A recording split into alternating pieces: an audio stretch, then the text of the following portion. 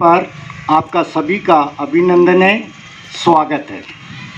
हम आगे की ओर बढ़ें इससे पहले थोड़ा सा बड़े दुख के साथ आपको सूचित करना चाहता हूं कि हमारे दो साथी हमें यहाँ छोड़कर हमेशा के लिए चले गए। श्री पहुजा जी 1265 मकान नंबर और श्री धर्मपति श्री ओम प्रकाश शर्मा जी 1081। हम सबसे पहले खड़े होकर उनकी आत्मा का स्वागत करते हैं, उनको सम्मानित करते हैं।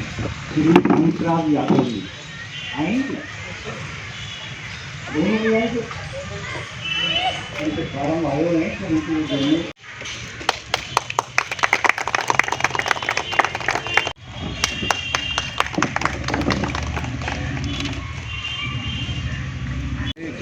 हरे कृष्णा। एक बार हम लोग गायत्री मंत्र का उच्चारण करेंगे, उसके बाद मैं अपनी बात रखने का प्रयास करूंगा। जितनी समय सीमा दी गई है उसमें मैं अपनी बात अच्छे से रख सकूं, तो आप लोग की तरफ से इस आशीष भी चाहता हूं। ओम भूर्भुवः स्वः तत्सवितुर्वरेण्यं भर्गो देवस्य धीमहि धियो यो नः प्रचोदयात्। सेक्टर 10A के आत्मीय वरिष्ठ बंधुजन, मंचासीन DK शर्मा साहब और इस क्षेत्र के उपस्थित ऊर्जावान वरिष्ठ साथियों, मैंने यहाँ आत्मीय बंधु इसलिए कहा कि हमारा और आपका संबंध आत्मा का है। भारतीय संस्कृति में कभी भी आयु से ये निर्धारित नहीं किया गया कि ये वृद्ध है या ये युवा है। भारतीय संस्कृति में युवा उसको कहा गया जो 20 वर्ष की आयु में भी जो धर्म का, समाज का, राष्ट्र का चिंतन जिसके पास है वो युवा है।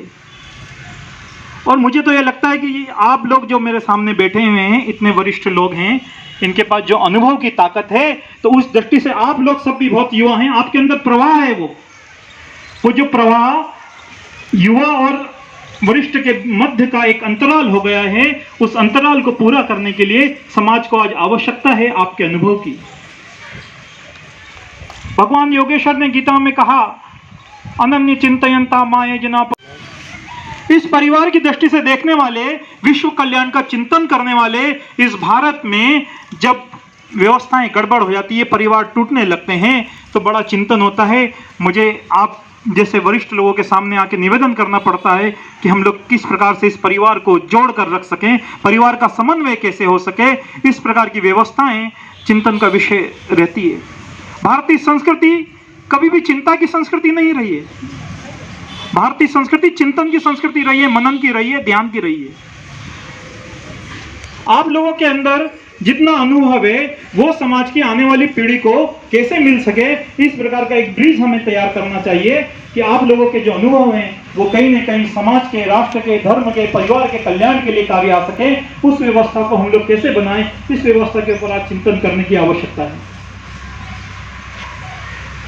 युवा वो है कि थे लड़के, मतलब जो लड़के आते हैं, वो जो लड़ना जानते हैं, इस प्रकार के लड़के, थोड़ा सा नए विचार के, मस्ती करने वाले बच्चे चढ़े, उन्होंने अपनी शरारतें शुरू करी। एक ने कहा कि चेन खींच देते हैं, दूसरे ने कहा कि वहाँ पे जो चेतावनी लिखी वो पढ़ लो।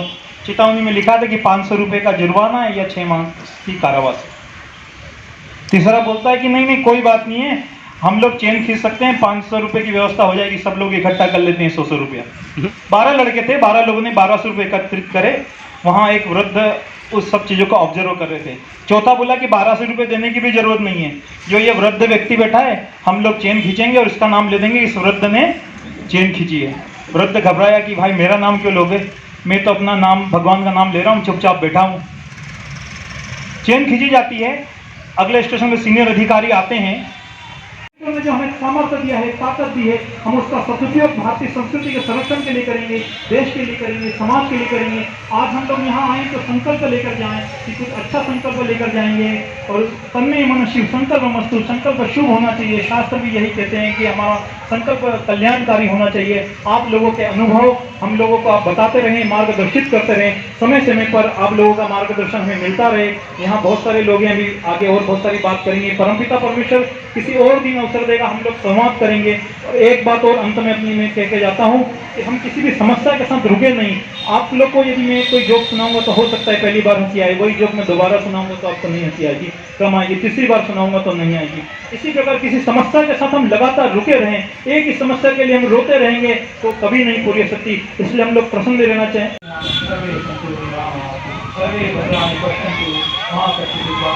आप लोग सुने रहें, प्रसन्न रहें। आप लोग को बहुत बहुत वंदन है, प्रणाम। आप अपने नाम बताइए। हाँ, वंदे गो मातरम। आपके सभी दर्शकों को हरे कृष्णा। मेरा नाम आचार्य मनीष है। मैं जैसा हमें हमारे गुरुओं ने बताया कि वयम राष्ट्रम जागृत पुरोहिता, पुरोहित का कार्य केवल मंदिर में घंटी बजाने का नहीं होता है, पुरोहित का कार्य समाज को जागरण करने का होता है। तो मैं समाज को जागरण का कार्य करता हूँ, राष्ट्र को जागरण करने का कार्य करता हूँ और गौ सेवा के रूप में हम लोग सेवा का भी कार्य करते हैं। गौ सेवा में आप कौन से कार्य करते हैं और कहाँ करते हैं? गौ सेवा तो जहाँ जहाँ गायें हैं वो हमारी हैं। भगवान कृष्ण ने कहा कि मैं कहाँ रहता हूँ, तो भगवान ने कहा कि मैं गायों के मध्य में रहता हूँ।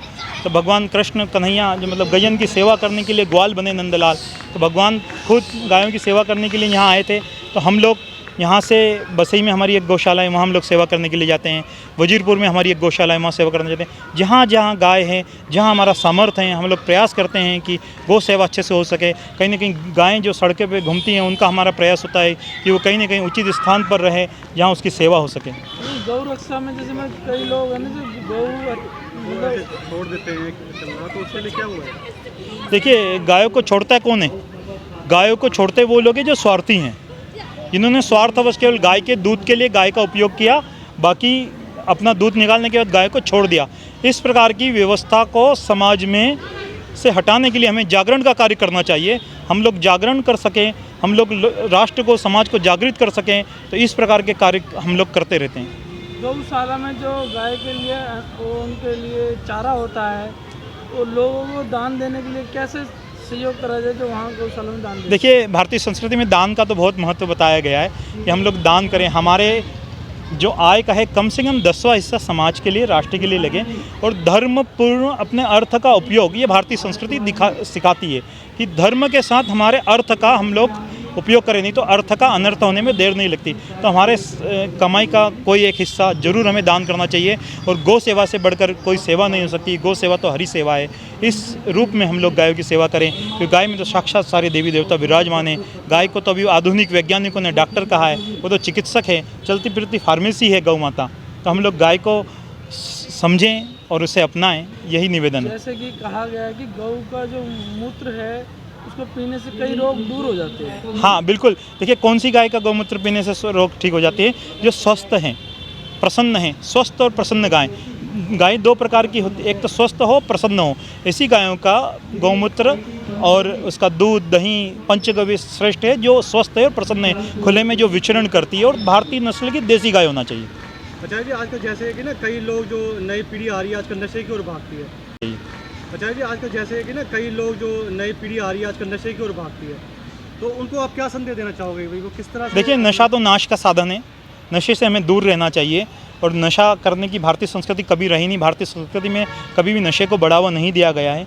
तो नशा हमें मान के लिए गायों के संरक्षण में जाएं, गायों की सेवा करें, सेवा को अपना धर्म बनाएं। जिस समय हम सेवा कर रहे होते हैं, हम ध्यान की उच्च अवस्था में होते हैं, और हम लोग जब ध्यान करते हैं तो ध्यान करने के समय हमारी सारी प्रवृत्तियाँ, हमारी सारी तंत्रिकाएँ, तंत्र एक्टिव हो जाता है। उस समय हम लोग नशे से दूर होना शुरू हो जाते हैं। और नशे के लिए तो यही एक संकल्प लें कि नशा नहीं करेंगे, नहीं करेंगे, नहीं करेंगे।